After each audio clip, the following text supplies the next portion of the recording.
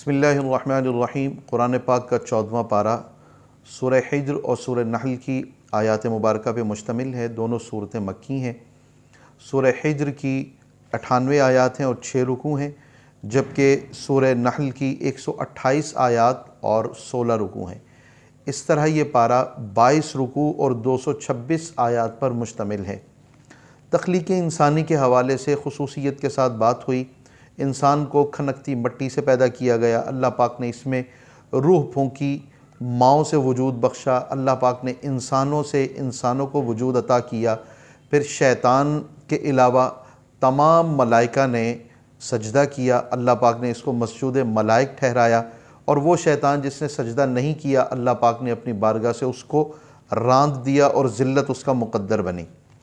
اللہ پاک نے اسی پیدا کیے ہوئے انسان کے منافع کے لیے مختلف نعمتوں کا سلسلہ جاری فرمایا۔ اس میں روحانی نعمتیں بھی ہیں، جیسے سب سے بڑھ کر قرآن مجید ہے۔ اللہ پاک نے ہدایت کے لیے قرآن اتارا، قرآن کی حفاظت خود اپنے ذمے لی، اور قرآن کو ہر شے کا بیان کر دیا۔ دین اور دنیا کی بہتری، دارین کی سعادتوں کا ذریعہ اس کو بنا دیا۔ اور جسمانی اعتبار سے اللہ پاک نے جانوروں کا، کھیت کھلیان کا ذکر فرمایا، مختلف فصلیں ہیں، پھل ہیں، سورج چاند ستارے ہیں، ان کی تسخیر ہے۔ اسی طرح گدھے، خچر، اونٹ، گھوڑے، بکریاں، بھیڑیں اللہ پاک نے انسانی فائدے کے لیے بنائی۔ پھر ان جانوروں کے جسموں سے حاصل ہونے والے بال، ان کے جسموں سے نکلنے والا دودھ، حتیٰ کہ شہد کی مکھی کے وجود سے بہنے والا سیال مادہ، یہ سارے بھی اللہ پاک نے انسان کے منافع کے تحت رکھے ہیں۔ اور ان نعمتوں کو گنوانے کے بعد یہ ساتھ ہی فرمایا کہ یہ اتنی نعمتیں ہیں کہ تم انہیں شمار نہیں کر سکتے۔ رزق اور نعمت میں اللہ پاک نے خود افراد کو ایک دوسرے سے مختلف کیا ہے، اور اس میں اس کی حکمتیں ہیں، اور ساتھ یہ واضح کر دیا تمہارے پاس یہ جتنی نعمتیں ہیں تم دائیں بائیں بکھری ہوئی دیکھتے ہو، یہ سب فانی ہیں، اور باقی نعمتیں یہ اللہ پاک کے ہاتھ میں ہیں۔ یعنی انسان ان باقی رہنے والی نعمتوں کے لیے کوشش کرے۔ انہی نعمتوں میں سے ایک نعمت بیٹی کی صورت میں اللہ پاک نے عطا فرمائی، اور یہ ذکر کیا کہ جو قریش مکہ تھے وہ اپنی بیٹیوں کو زندہ درگور کر دیا کرتے، اس کو اپنے لیے ذلت اور عار کا سبب سمجھتے تھے۔ اللہ پاک نے دین کی مختصر تشریح ایک آیت میں بیان کی ہے۔ فقہاء نے، علماء نے، دانشوروں نے یہ کہا ہے، یہ آیت کریمہ گویا ایک اختصار کے ساتھ دین کا تعارف ہے کہ اللہ پاک نے عدل کا حکم دیا، احسان کا حکم دیا، اور قریبی رشتہ داروں کو، تعلق والوں کو عطا کرنے کا حکم دیا۔ بے حیائی سے، برے کاموں سے اور بغاوت ایسی جو انسان کے کردار کے اعتبار سے ہو، اس سے اللہ پاک نے منع فرمایا ہے۔ خصوصیت کے ساتھ 7 مثانی یعنی سورہ فاتحہ کو عطا کیے جانے اور قرآن مجید میں اس کے خاص مقام اور مرتبے کی طرف اللہ پاک نے اشارہ فرمایا ہے۔ دعوت دین کے اسلوب ذکر کیے ہیں، حکمت اور دانائی کے ساتھ، اور بہترین نصیحت کے ساتھ جس کے اندر کوئی نصیحت چھپی ہوئی ہو، اور اس کے علاوہ ایسا طریقہ، ایسا بحث و مباحثہ اختیار کیا جائے کہ جو کسی کی دل آزاری کا سبب نہ ہو، کسی کو ذلیل کرنے کے لیے اصلاح نہیں بلکہ کسی کی بہتری کے لیے اصلاح کی جائے۔ زندگی چونکہ ایک نعمت ہے، تو اس کے تحفظ کے لیے بسا اوقات کفار کی طرف سے یلغار ہو اور انسان کو اپنا ایمان چھوڑنے پر مجبور کیا جائے، جبکہ انسان کا دل مطمئن ہو، اندر سے وہ مومن ہے، زبان سے اگر وہ کلمہ کفر کہتا ہے، تو اس کی رخصت اللہ پاک نے بامر مجبوری کسی بھی مجبور شخص کے لیے جائز قرار دی ہے، تاکہ وہ اپنی جان کو بچا لے۔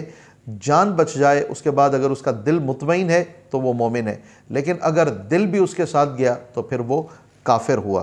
اللہ پاک نے چند ایک مثالیں ذکر فرمائی ہیں کہ 2 افراد ہیں، ان میں سے ایک بالکل بے بس ہے اور ایک وہ شخص ہے جو خود کماتا ہے، وہ با اختیار ہے۔ کیا دونوں برابر ہو سکتے ہیں؟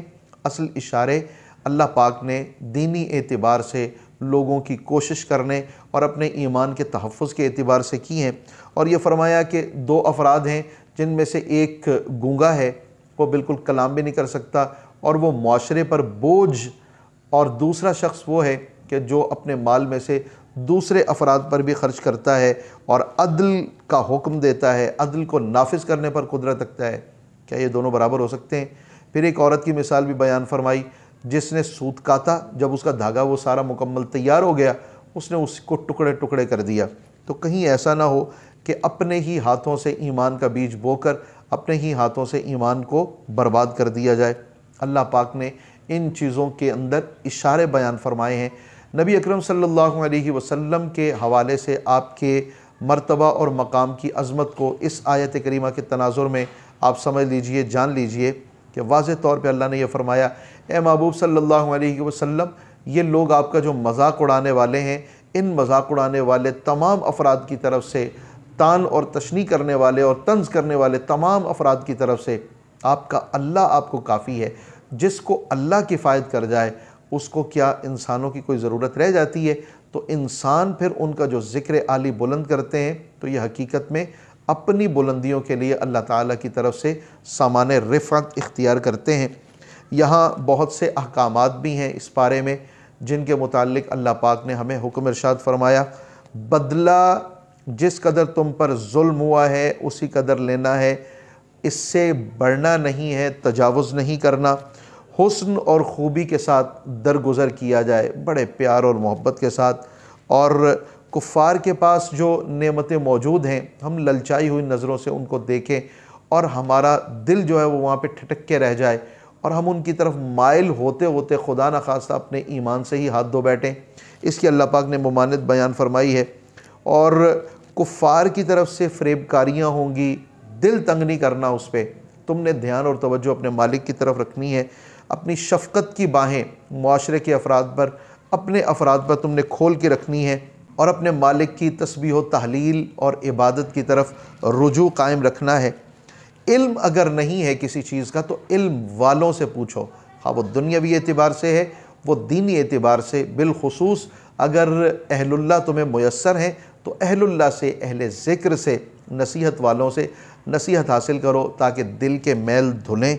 قسموں کو فریب کاری کے لیے استعمال نہ کیا جائے، جس طرح ہمارے معاشرے کے اندر اعتبار دلانے کے لیے قسم اٹھائی جاتی ہے، بلکہ اپنے رویوں کو بہتر کیا جائے۔ روحانی اعتبار سے قرآن مجید جب بندہ پڑھتا ہے، اس کی طرف بڑھتا ہے تو شیطان کہیں اپنی نشست ہمارے ساتھ بنا نہ لے، تو قرآن مجید کو پڑھنے سے پہلے تعوذ کا حکم ہے، اعوذ باللہ من الشیطان الرجیم پڑھ لیا جائے۔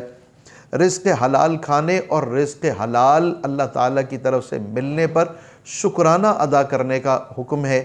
مردار منع کیا، خون منع کیا، خنزیر منع کیا، خنزیر سے نفع اٹھانا منع ہے۔ البتہ یہ ہے کہ حرام بطور مجبوری جب صرف جان کو بچانا ہو اسی قدر صرف استعمال کیا جا سکتا ہے جس سے جان بچ جائے۔ پینے کے لیے کچھ اور میسر نہیں ہے، شراب ہے تو اس کو اتنا استعمال کیا جائے کہ صرف جان بچ جائے۔ کھانے کے لیے اور کچھ نہیں ہے سوائے مردار کے، تو صرف اس قدر کہ اس سے جان بچ جائے۔ یہ چند ایک مضامین، تعلیمات اور احکام ہیں جو 14ویں پارے کے اندر مذکور ہیں۔ اللہ رب العزت ہمیں قرآن پاک سے محبت اور اس کا فہم عطا فرمائے۔